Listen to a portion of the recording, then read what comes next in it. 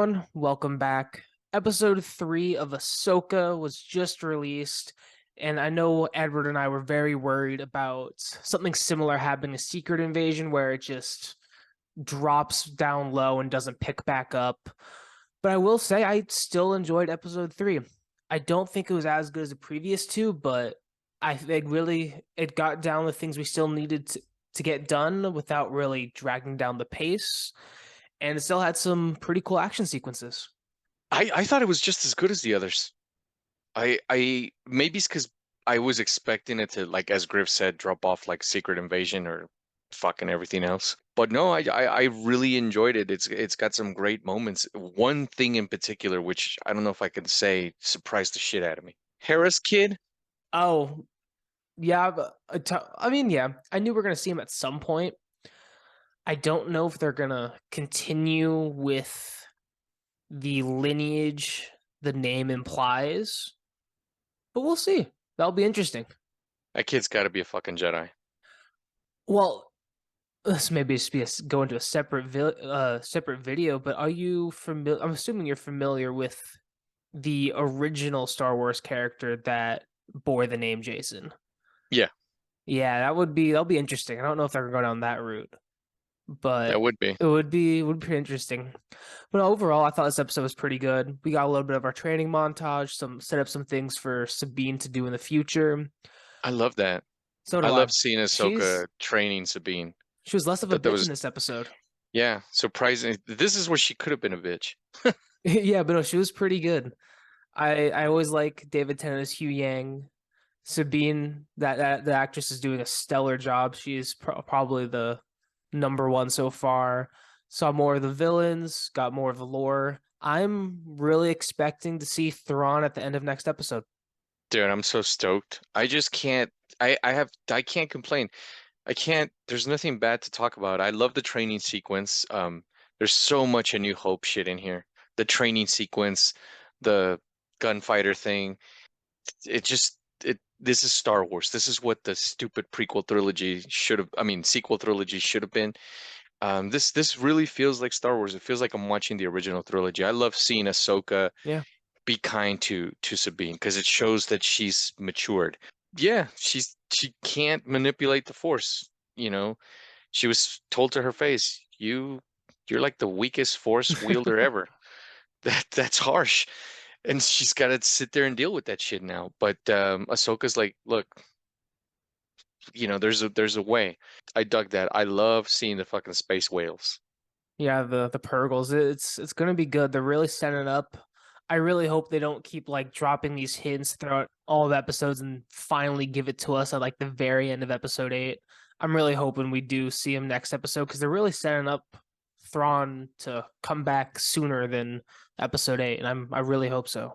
I hope Griff's fear it doesn't come to fruition. Like we don't get him until episode 8, and this is just one big ass setup for the big movie, because That's my number one fear because they that's need gonna a piss us both resolution. off. They Yeah, need a resolution. They can totally do it. They've done it before. It just can't be like Secret Invasion where you didn't really end the story. You're just setting up something else. It's just a launch pad. But I do think they can get a satisfying conclusion. This is what I think is going to happen. The main master of the orange saber, he's going to die. Inquisitor's going to die. The apprentice is probably going to turn over to the light side, and it's going to end with Thrawn getting the new empire. That's going to be for the setup for the new movie. And frankly, that would be a good conclusion for the story, for Ahsoka's show, and I'll be totally okay with that. yeah, I'd be okay with that. I'd also be okay, like if the apprentice doesn't turn to the light side, and her master realizes, I'm kind of on the wrong path, and does what Obi-Wan didn't do and kills his apprentice. That would be dope. That'd be a good twist. But honestly, I'm still thrown off by the orange lightsaber. It's still throwing me for a loop, and I can't Oh figure it yeah, out. I don't know what the fuck to think about that orange lightsaber. Yeah, I really hope it's not just put in out of laziness. But we'll see. Hopefully, they give us an answer soon. I really liked George Lucas's explanation back when he was doing the prequels, when they were like, "How many colors is there?" Because for all intents and purposes, we all thought you could just have whatever color except red. Apparently not. George said it was just literally green and blue. And blue was like you're more like headstrong and more into like, you know, action, and green is like the reason why Yoda has a green one, which is because he's more calm and he uses the Force more, and it's more about being level-headed. I like that explanation. And red, he was just like, well, red's just for the bad guys because it looks Well, cool. yeah, I mean, there's a lot of explanations about the lightsaber colors, and if he wants to do a separate video on that, I know Edward and I have talked about it on the side before. Let us know if that's something interested in the comments, because that's something we can definitely dive into for easily half an hour going through all the different colors that have popped up in the Star Wars canon. I think Ahsoka's off to a good start. They have a really good cast. I'm still looking forward to I'm next loving the week. cast. Oh, 100%. I'm loving the cast. These 3 episodes are so awesome. Here's my fear again at the end of the video. Don't drop the ball in fucking episode 4. And I leave with one question for Edward and for everyone watching. So, for those who have grown up with like Clone Wars and with some of the video games, in particular, the original Force Awakens video games with Starkiller, Damn, those were and cool. with the voice actor of Sam Whitaker being the voice of Starkiller and Maul. What do you guys think it means, or if it's just reaching, that he is currently credited in the Ahsoka show in every credits so far? I think he's what's his the The Inquisitor.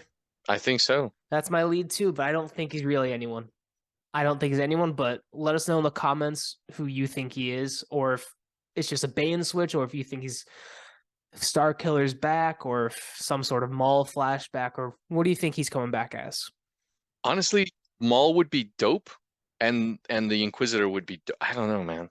I don't know. We'll just have to just wait and find out. We're kind of just sitting here for waiting for the ride. If you guys want us to do a video just about our theories, I know, and I think in every recording session we've had for Ahsoka and for most Star Wars things, we've always had to cut ourselves short because we could just talk for a couple of Oh, I hours. could talk 3 days straight about Star Wars. If you want us to have a longer video about our theories for this show, just let us know in the comments. But other than that, thank you guys for watching. Leave a like, comment, subscribe, hit the notification bell to stay up to date with our current videos. We'll see you guys next time. See you Friday for Equalizer 3.